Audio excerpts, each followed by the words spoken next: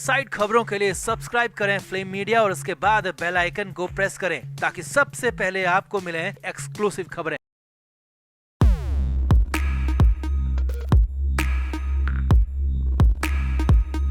महाराष्ट्र सरकार के मंत्री नवाब मलिक को लेकर लगातार हम आपको अपडेट्स दे रहे हैं। मलिक की गिरफ्तारी के बाद से ही लगातार मुंबई में हलचल बढ़ी हुई है। हालांकि फिलहाल नवाब मलिक अस्पताल में भर्ती हैं और अभी डिस्चार्ज होने की कोई खबर नहीं है। अब इस बीच बड़ी खबर ये भी है कि नवाब मलिक पूछताछ में सहयोग नहीं कर रहे हैं और सवालों का जवाब नहीं दे रहे हैं। अब इसी को देखते हुए ईडी ने मास्टर स्ट्रोक मारा है। जी हाँ, ईडी ने अपने प्लान बदल दिए और जो किया है उसे मास्टर स्ट्रोक ही कहा जा रहा है। हालत ये है कि ईडी के इस मास्टर स्ट्रोक के आगे खुद मलिक भी मजबूर हो गए हैं। कहा तो यहाँ तक जा रहा है कि अब मलिक का मुंह भी खुलेगा और सच भी निकलेगा। तो क्या है ईडी का नया मास्टर स्ट्रोक? क्या हुआ अचानक ऐसा और क्या है नवाब मलिक मामले में बड़ी अपडेट? आपको बताते हैं सब कुछ। आप भी इस वीडियो को शेयर करें और कमेंट करके अपनी राय जरूर दें।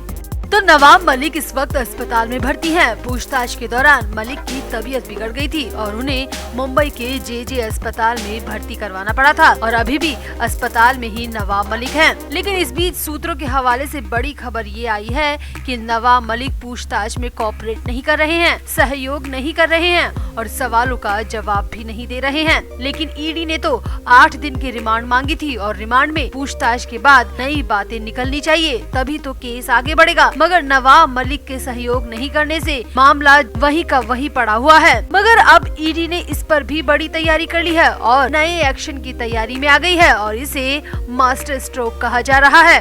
क्योंकि जिस तोते में नवाब मलिक की जान बसती है, अब बारी आ गई है उसी तोते की। पूरे फिल्मी स्टाइल में नवाब मलिक को मजबूर करने की पूरी तैयारी ईडी कर चुकी है। आगे देखिए, ईडी अब नवाब मलिक के सबसे प्यारे, सबसे करीबी और सबसे राजदार, सबसे बड़े सहयोगी यानी कि नवाब मलिक के बेटे को बुलाने की तैयारी कर रही है। जी हाँ, पूरी तरह से फिल्मी अंदाज में नवाब मलिक को घेरा जा रहा है। क्योंकि नवाब मलिक सपोर्ट नहीं कर रहे, सहयोग नहीं कर रहे, इसीलिए अब नवाब मलिक के बेटे फराज मलिक को ईडी समन देकर बुलाने जा रही है। एनबीटी सूत्रों के हवाले से ये बड़ी खबर निकलकर सामने आ रही है। ईडी अब बिल्कुल आर या पार की लड़ाई के मूड में है। कैबिनेट मंत्री नवाब मलिक से कुछ भी निकलवाना या फिर उगलवाना ईडी के लिए बड़ी टेढ़ी खीर साबित हो रहा है। नवाब मलिक उल्टा नाराज अलग हो रहे हैं। यहाँ तक कि एनबीटी सूत्रों के मुताबिक नवाब मलिक ने ईडी के अधिकारियों को धमकाया तक था। ऐसे में अब ईडी को प्लान बदलना पड़ा है या कहे जानबूझकर प्लानिंग के साथ ही प्लान को बदला जा रहा है। ईडी सूत्रों के मुताबिक नवाब मलिक के बेटे फराज मलिक को पूछताछ के लिए बुलाया जाएगा और ईडी को भरोसा है कि जो कुछ बातें नवाब मलिक नहीं बता रहे वही बातें अब नवाब मलिक के बेटे फराज मलिक बता सकते हैं। और यही नहीं, फराज मलिक को पूछताछ के बाद अगर अरेस्ट करने की बारी आती है या फिर फराज मलिक को भी ईडी गिरफ्तार करके रिमांड में लेती है तो फिर नवाब मलिक के लिए ये और भी बड़ा झटका होगा। कुछ करीबी लोगों का कहना है कि नवाब मलिक की जान अपने बेटे पर चलती है, यानी कि नवाब मलिक अपने बेटे फराज मलिक के बेहद करीब है। इसे वैसे ही समझा जा सकता है कि जैसे एक फिल्म में एक जादूगर की जान एक तोते में बसती थी, वैसे ही नवाब मलिक की जान अपने बेटे फराज मलिक में बसती है। और अगर ईडी नवाब के बेटे फराज को पूछताछ के लिए बुलाती है और पूछताछ करती है या फिर सख्ती करती है तो फिर नवाब मलिक भी टूट सकते हैं और नवाब मलिक इसके बाद पूछताछ में सहयोग भी कर सकते हैं, जो कि ईडी के लिए बड़ी जीत जैसा ही होगा। यानी कि पूरी तरह से बॉलीवुडी अंदाज में, फिल्मी अंदाज में ईडी ने नवाब मलिक के बेटे को निशाना बनाया है और बेटे के नाम पर पिता नवाब मलिक को घेरने की तैयारी हो रही है। कुछ लोगों का तो यहाँ तक कहना है कि अगर फराज मलिक से सख्त पूछताछ होती है तो फराज मलिक को जो कुछ भी पता है वो सब कुछ बता सकता है, क्योंकि गिरफ्तारी और जेल का डर तो सबको लगता है।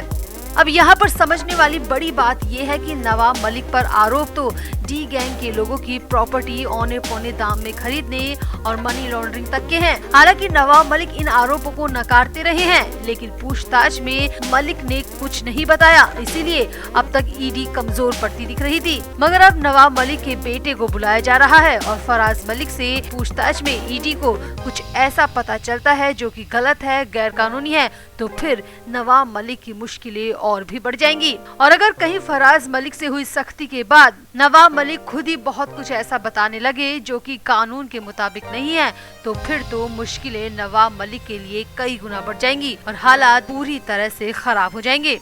तो कुल मिलाकर फिल्मी स्टाइल में नवाब मलिक को घेर लिया गया है और अब सच सामने आना तय है, सच निकलना तय है और मलिक के बेटे के सहारे मलिक पर हमले, मलिक पर खुलासों की तैयारी है। तो आपको क्या लगता है, क्या नवाब मलिक के बेटे के सहारे ईडी बहुत कुछ उगलवा पाएगी या नहीं? कमेंट करके जरूर बताएं और वीडियो को भी शेयर करें।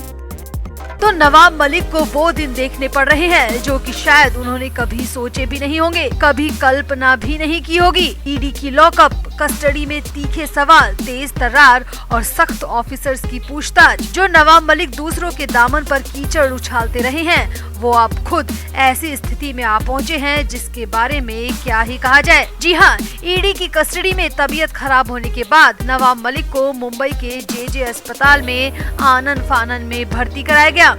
दरअसल सूत्रों के हवाले से खबर है कि कस्टडी में तीसरे दिन सुबह सुबह ही ईडी की टीम पूछताछ के लिए पहुंची थी। इस बार 5 के बजाय 7 ऑफिसर्स मलिक से पूछताछ के लिए पहुंचे थे। अधिकारियों की टीम को देखते ही नवाब मलिक की सेहत खराब हो गई। वैसे तो नवाब मलिक को जब से कस्टडी में भेजा गया है तब से ही उनकी तबीयत खराब होना शुरू हो गई थी, मगर तीसरे दिन सुबह सुबह उनकी हालत ऐसी हो गई कि मलिक बेहोश हो गए और गिर पड़े। सूत्रों की माने तो जैसे ही पूछताछ के लिए टीम पहुंची, वैसे ही नवाब मलिक ने कांपना शुरू कर दिया। एक तो बिना खाए और बिना एसी के मलिक की हालत वैसे ही खराब थी, ऊपर से ऑफिसर्स की टीम को देखते ही नवाब मलिक के हाथ पांव फूल गए। अब सामने आया है कि जैसे ही अधिकारियों ने सवाल करना शुरू किया तो नवाब मलिक अपनी सीट से खड़े हो गए और फिर उन्होंने एक हाथ से अपना सिर पकड़ लिया और दूसरे हाथ को सीने पर रखा और फिर धड़ाम से कुर्सी पर ही गिर पड़े। अब 62 साल के नवाब मलिक की हालत देखकर मौजूदा अधिकारियों की टीम ने तुरंत मेडिकल स्टाफ को बुलाया और मेडिकल स्टाफ की सलाह पर ही एम्बुलेंस को तुरंत बुलाया गया, जिसके बाद नवाब मलिक को मुंबई के जे अस्पताल में ले जाया गया।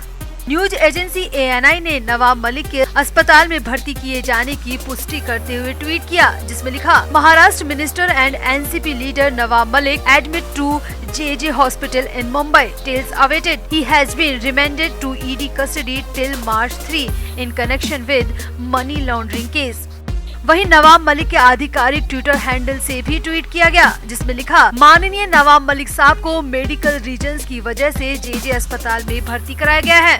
यानी कि अब पूरी तरह पुष्टि हो चुकी है कि नवाब मलिक की हालत खराब है और उन्हें मुंबई के जे अस्पताल में आनन फानन में भर्ती कराया गया है। यहाँ आपको बता दें कि प्रवर्तन निदेशालय यानी ईडी ने 23 फरवरी को नवाब मलिक को डी गैंग के मुखिया के करीबी से संपत्ति खरीदने के आरोप में गिरफ्तार किया था। इसके अलावा नवाब मलिक पर दुबई गैंग के साथ ही मनी लॉन्ड्रिंग का केस के भी आरोप हैं। ईडी की टीम ने 23 फरवरी को सुबह सुबह नवाब मलिक के घर पर छापेमारी की थी और उसी वक्त नवाब मलिक को ईडी की टीम अपने साथ ले गई थी। करीब 6 से 7 घंटे की पूछताछ के बाद नवाब मलिक को गिरफ्तार कर लिया गया था और फिर कोर्ट में भी पेश किया गया था, जिसके बाद नवाब मलिक को कोर्ट ने 3 मार्च तक ईडी की हिरासत में भेज दिया था। प्रवर्तन निदेशालय यानी ईडी का दावा है कि नवाब मलिक ने टी कंपनी गैंग की मदद से 300 करोड़ की जमीन को सिर्फ 55 लाख रुपए में खरीदा था। असल में 300 करोड़ रुपए की प्लॉट डी गैंग की पीड़ित मुनीरा प्लम्बर का बताया जा रहा है। इस जमीन का कनेक्शन डी की बहन हसीना पारकर और डी गैंग के कुछ सदस्यों से रहा है।